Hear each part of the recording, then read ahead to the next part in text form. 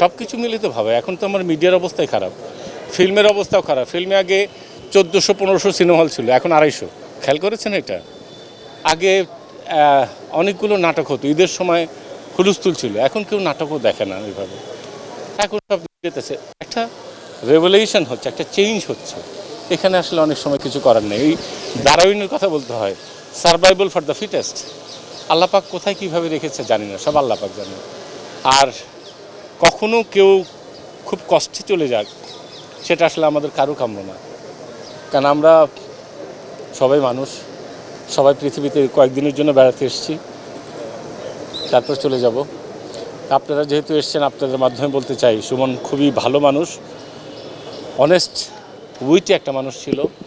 এই সুযোগে বলতে চাই, আপনারা, আমাদেরও বয়স হয়ে গেছে, কোনো ভুল ত্রুটি থাকলে ক্ষমা করে দিবেন।